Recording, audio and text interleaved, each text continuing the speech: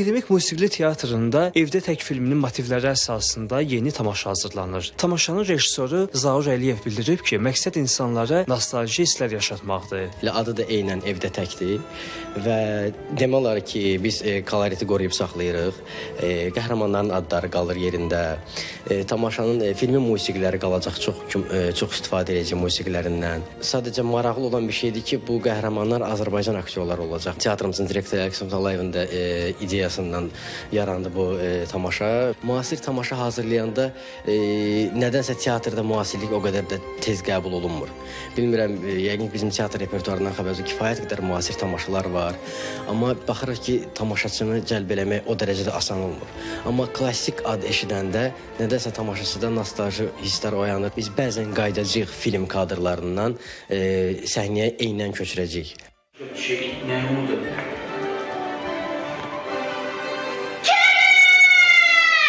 Yox, o evdə təkdir. Nömrə 664 və say evlər. Hansı tərəfdən? Biz Rüliyə. Sizdən bir yerlədik. Bizim tanınmış aktyorların uşaqları var. Gültəz Əlili, Hüseyn Əlili ailəsi var. Onların uşaqları var. Onur Uğur, Miri Onur, Miri Uğur Əlillər və Həmidov Həmid bizim yeni gənc aktyorumuzdur. İnanıram ki, uşaqların da yeni nəfəsi bura necə deyirlər, daha bir canlılıq qatacaq və digər iştirakçılar bizdə Ofeliya xanım Novruz qızı bizdə ananı oynayacaq.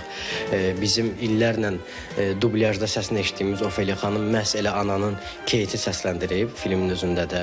Yəni sonra var bizdə burada əməkdar İqrar Salamov var. Bizdə o oğurlardan birini oynayacaq.